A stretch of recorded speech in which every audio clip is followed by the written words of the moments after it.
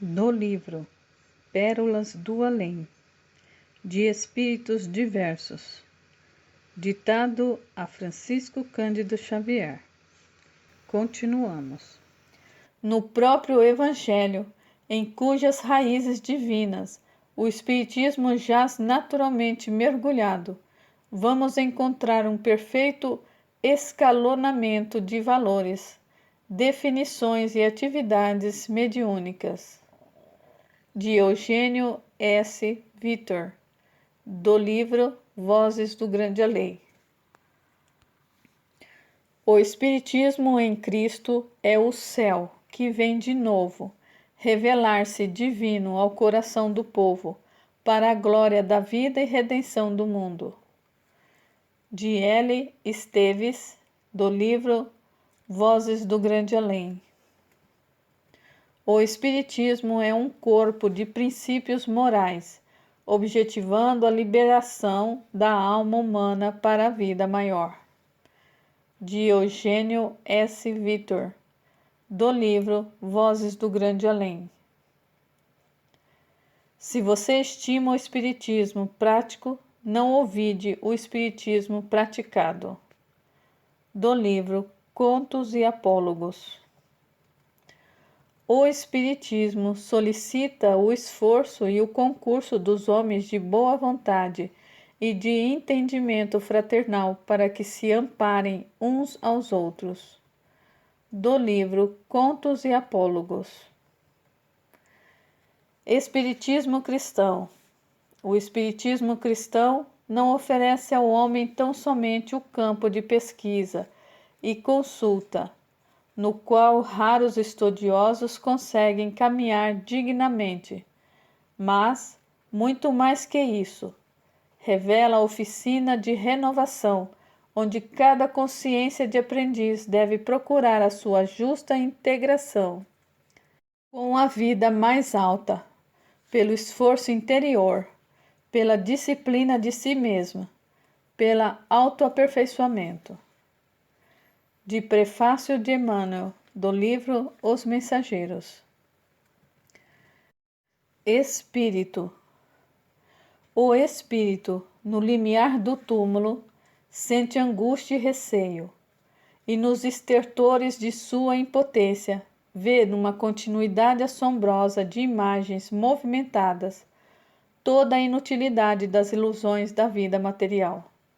Todas as suas vaidades e enganos tombam furiosamente, como se um ciclone impiedoso os arrancasse do seu íntimo, e os que somente para esses enganos viveram, sentem-se na profundeza de suas consciências, como se atravessassem um deserto árido e extenso. Todos os erros do passado gritam nos seus corações, todos os deslizes lhes apresentam, e nessa quietude aparente de uns lábios que se cerram no doloroso rito da morte, existe brados de blasfêmias e desesperação, que não escutais em vosso próprio benefício. Para esses espíritos não existe a paz do último dia. Amargurados e desditosos, lançam ao passado o olhar e reflexionam. Ah, se eu pudesse voltar aos tempos idos. Do livro Emmanuel. Todo o espírito, esteja onde estiver, é um núcleo irradiante de forças que criam, transformam ou destroem, exteriorizada em vibrações que a ciência terrestre presentemente não pode compreender. Do livro Nosso Lar. Forçoso é reconhecer, todavia, que o cérebro é o aparelho da razão e que o homem, desencarnado pela simples circunstância da morte física, não penetrou os domínios angélicos, permanecendo diante da própria consciência, lutando por iluminar o raciocínio e preparando-se para a continuidade do aperfeiçoamento noutro campo vibratório. De Prefácio de Emmanuel, do livro Os Mensageiros. Nossos amigos encarnados muitas vezes acreditam que somos meros adivinhos, e pelo simples fato de que conservamos fora da carne, admitem que já somos senhores de sublimes dons divinatórios, esquecidos de que o esforço próprio, com o trabalho legítimo, é uma lei para todos os planos evolutivos. Do livro Os Missionários da Luz. É necessário encarar-se a situação dos desencarnados com a precisa naturalidade. Não há forças miraculosas para os seres humanos, como não existem igualmente para nós. O livre-arbítrio relativo nunca é abrogado a todos nós. Em conjunto, somos obrigados, em qualquer plano da vida, a trabalhar pelo nosso próprio adiantamento. Do livro Emmanuel. Cada espírito é um mundo vivo com movimento próprio, atendendo às causas que criou para si mesmo, no curso do tempo, gravitando em torno da lei eterna que rege a vida cósmica. Do livro Voltei. Espíritos perversos.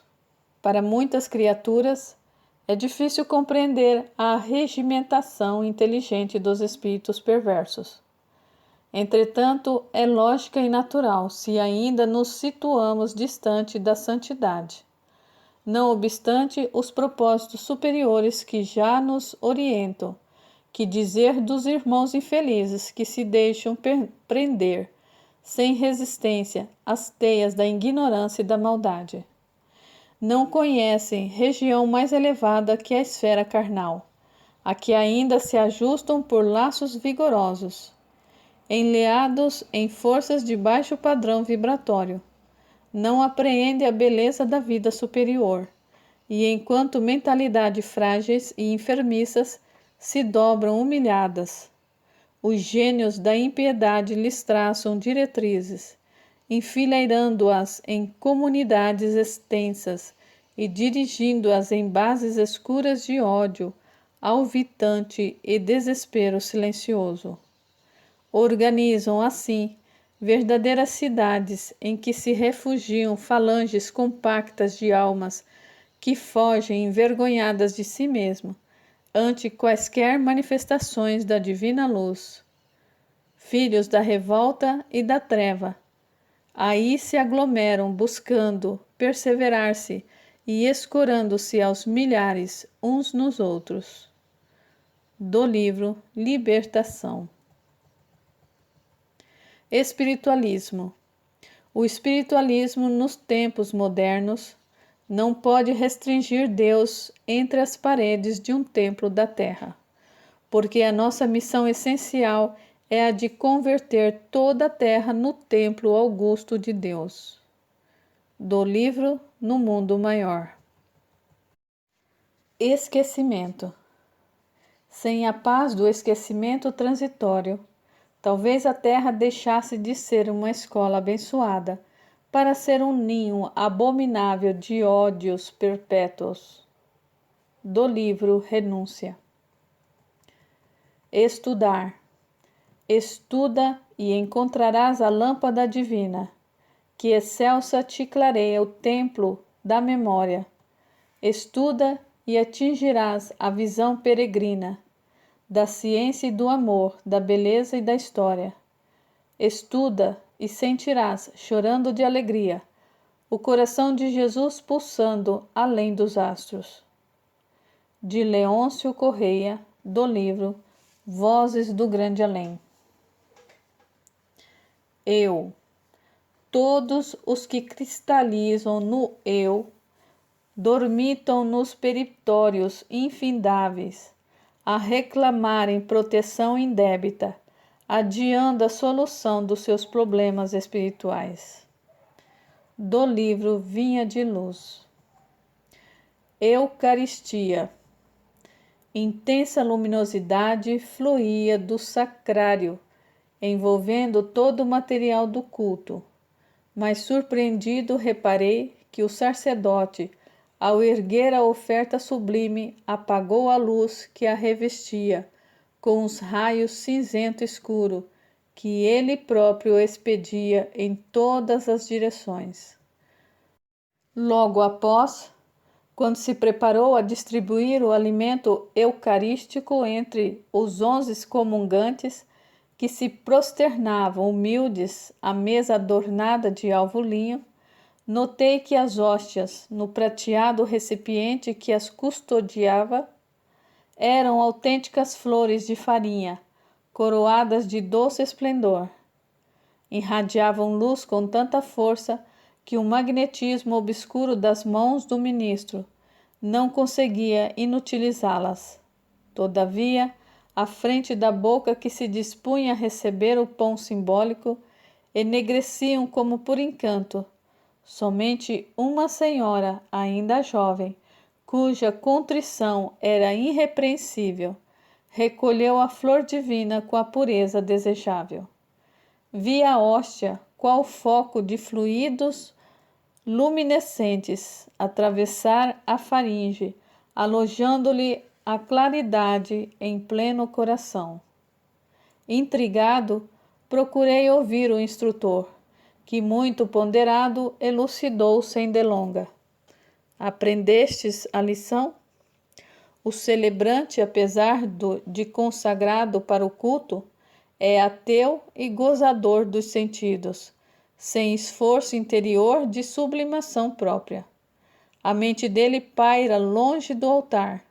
Acha-se sumamente interessado em terminar a cerimônia com brevidade, de modo a não perder uma alegre excursão em perspectiva. Quanto aos que comparecem à mesa da Eucaristia, cheios de sentimentos rasteiros e sombrios, eles mesmos se incumbem de anular as dádivas celestes, antes que lhes tragam benefícios imerecidos. Temos aqui grande quantidade de crentes titulares, mas muito poucos amigos do Cristo e servidores no bem. O item missi est dispersou os fiéis que, ao fim da reunião, mais se assemelhava a barulhento bando de passarinhos de bela plumagem. Do livro Libertação. Eutanásia. O homem não tem o direito de praticar a eutanásia, em caso algum, ainda que a mesma seja a demonstração aparente de medida benfazeja. A agonia prolongada pode ter finalidade preciosa para a alma, e a moléstia incurável pode ser um bem, como a única válvula de escoamento das imperfeições do espírito em marcha para a sublime aquisição dos seus patrimônios da vida imortal. Além do mais, os desígnios divinos são insondáveis, e a ciência precária dos homens não pode decidir nos problemas transcendentes das necessidades do espírito. Do livro O Consolador. Evangelho. O Evangelho de Jesus lembra-nos que há maior alegria em dar que em receber. Aprendamos a concretizar semelhante princípio no esforço diário a que formos conduzidos pela nossa própria felicidade. Do livro Nosso Lar. Enquanto o espírito do homem se engolfa apenas em cálculos e raciocínios, o Evangelho de Jesus não lhe parece mais que repositórios de ensinamentos comuns. Mas quando se lhe despertam os sentimentos superiores, verifica que as lições do Mestre têm vida própria e revelam expressões desconhecidas da sua inteligência, à medida que se esforça na edificação de si mesmo, como um instrumento do Pai. Quando crescemos para o Senhor, seus ensinamentos crescem igualmente aos nossos olhos. Do livro Os Mensageiros.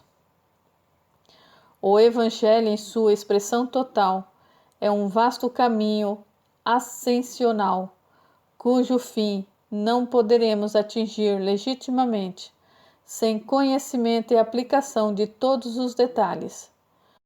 Muitos estudiosos presumem haver alcançado o termo da lição do Mestre, com uma simples leitura vagamente raciocinada. Isso, contudo, é erro grave. A mensagem do Cristo precisa ser conhecida, meditada, sentida e vivida. Do livro Renúncia.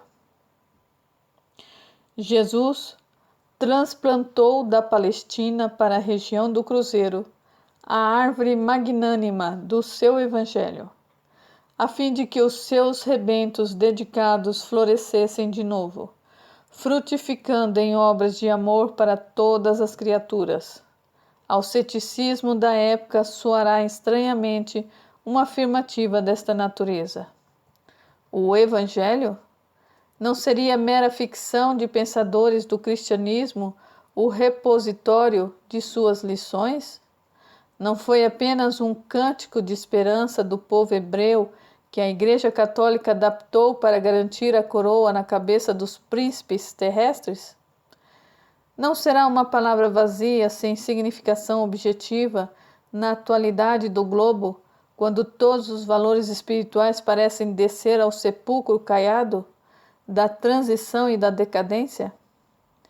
Mas a realidade é que, não obstante todas as surpresas das ideologias modernas, a lição do Cristo aí está no planeta, aguardando a compreensão geral do seu sentido profundo.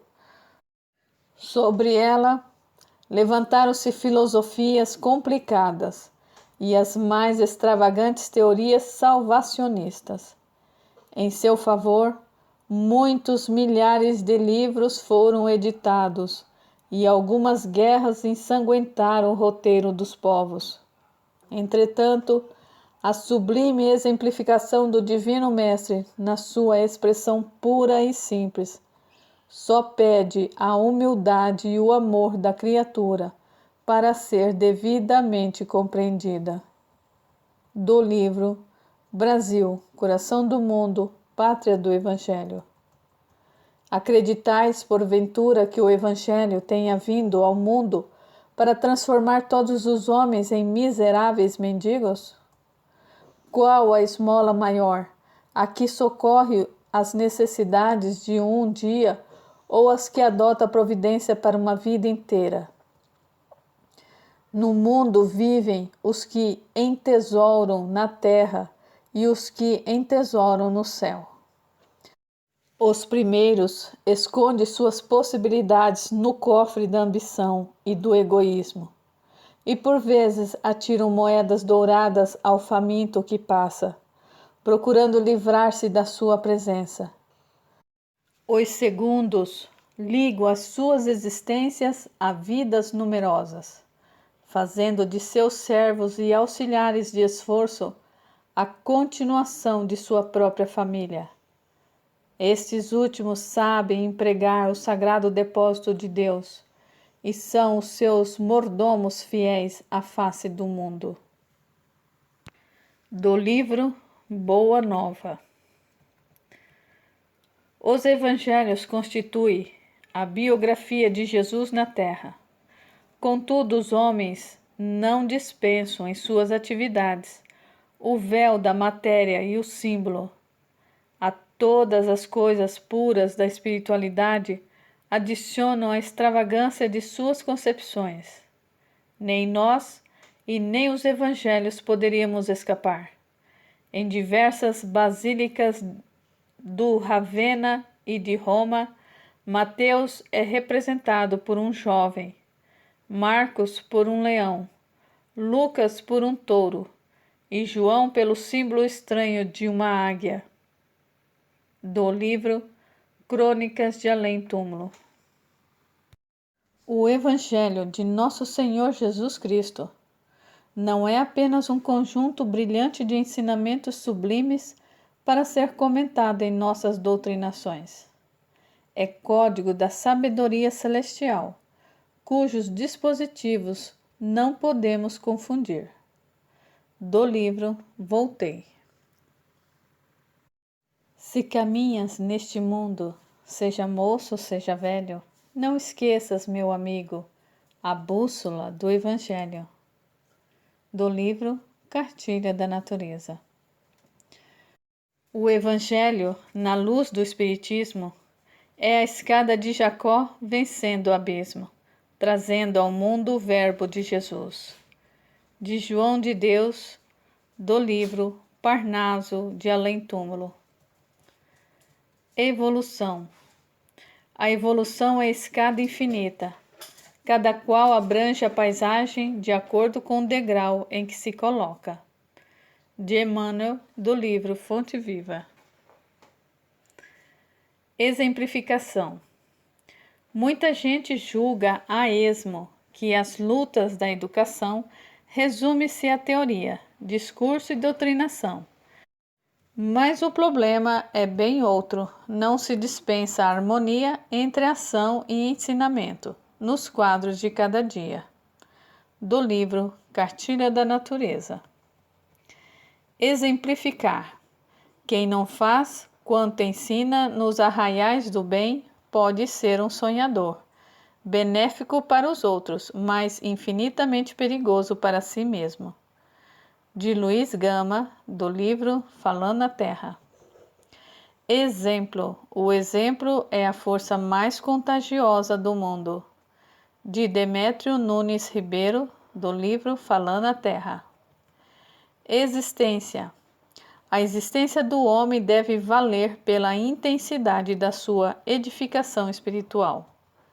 Do livro Novas Mensagens. Cada existência em uma parte no drama evolutivo.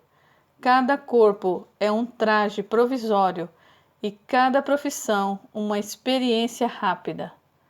A vida é a peça importante, o período de tempo que medeia entre uma entrada pelo berço e uma saída pelo túmulo. É precisamente um ato para cada um de nós no conjunto. De Leopoldo Froes, do livro Falando a Terra. Existência digna. O homem poderá rir com Voltaire, estudar com Darwin, filosofar com Spinoza, conquistar com Napoleão, teorizar com Einstein, ou mesmo fazer teologia com São Tomás. Entretanto, para viver a existência digna, há que se alimentar-se intimamente de princípios santificantes, tanto quanto entretém o corpo à custa de pão. Quem corre inconscientemente às reservas alheias, porquanto não existe o idealismo superior que não tenha nascido da atividade espiritual, e sem ele, o conceito de civilização redunda em grossa mentira.